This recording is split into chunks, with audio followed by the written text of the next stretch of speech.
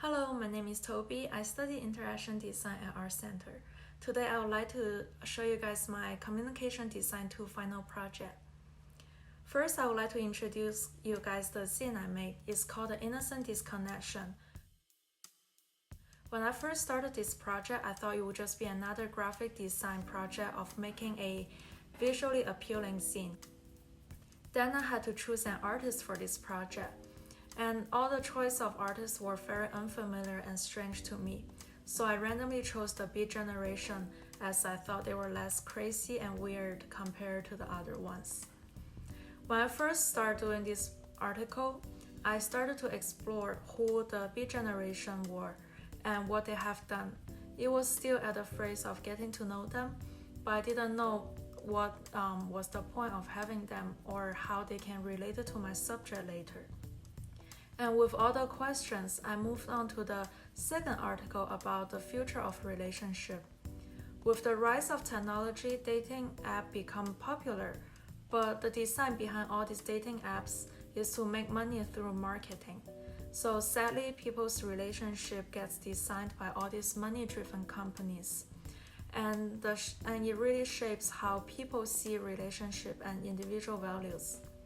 So after doing this article, I went back to look at the Beat Generations. And surprisingly, I start to see some connection with the poets.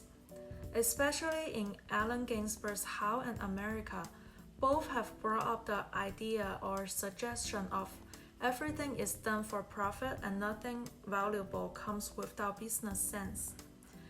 At that time, Ginsberg was against capitalism, exploitation, repression, and subjugation. And he hated the idea of wars, racism, sexism, and big corporations.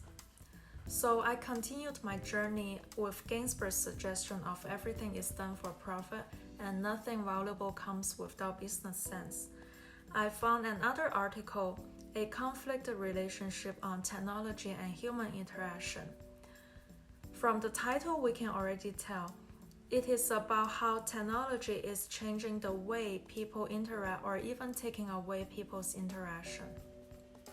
And I started to think of myself at a dinner table with a couple of friends. If one person started to be on their phone, usually within like 20 minutes, people will just stop trying and go onto their phones too. The convenience of quick entertainment makes us easy to escape from the reality of trying to interact or connect with others. And here is my last article. Are swipe left dating app bad for our mental health? In this article, it says many dating app users start their quests enthusiastically, but often app fatigue and bad experience leave them feeling anxious and low self-esteem. So the conclusion of this article is true love takes effort, not just a casual swipe. So I started to think if this is the technology's fault or the user's fault. But with the idea that Ginsberg suggested, it becomes clear that this company's purpose is to make money and to create an escape and disconnection. Because they understand people's psychology very well and they know by doing this they can attract more users. That's why I named my scene The Innocent Disconnection. As an interaction design student, I don't think technology is a bad thing, but how we can use it and design the way that is human-centered and use it to improve our future to be a better place. These are the goals we should have when we're designing. So with the whole idea of online dating apps and social medias are making people low self-esteem and depression, I then move on to my second project, which is a short film that I wanted to express these emotions. While I was making the film, my biggest challenge was acting. However, after making this film, I realized through acting and expressing in front of the camera gives me confidence and showed me how creative can be done within the constraints. Even though this film is about depression and anxiety, but this film for me is an encouragement of being confident and expressing. So now let me show you my film, The Innocent Disconnection.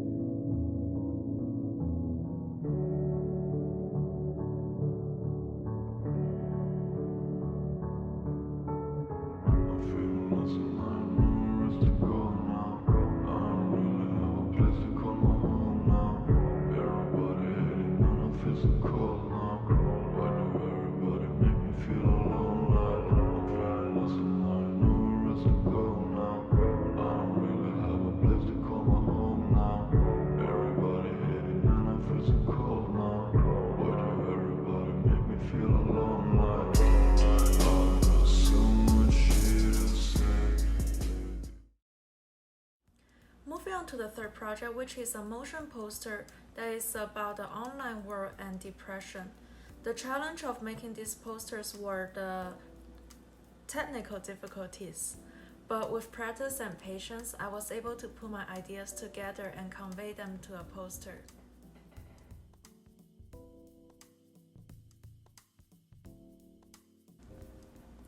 Last but not least, I had a really fun and different project, which is to make a AR face filter. This is very different from all the projects I've had at Art Center. However, looking at how much people are on social media and using face filter every day, I realized things like this has already become part of our daily life. As an interaction design student, designing things that are in people's daily life is exactly what we do. So I took this project as an opportunity of thinking how to express my ideas through today's technology. Instead of making something that's pretty and bubbly, I wanted to make something that's obvious and weird at the same time. So here are my two face filters. One, I used the same color scheme from my entire project and continued with the big poet's ideas. And the other one is Allen Ginsberg in a future capsule and continuing his drug exploration. So here with one scene, one movie, two motion posters and two face filter comes to the end of this class. But I think this is just the beginning of my creative journey. How to create within constraints, how to use myself to express ideas and emotions, how to discover the connection within everything, and how to use things that are everywhere to communicate. These are what I have taken away from this class, and will bring this along with me to my design journey. Thank you for listening.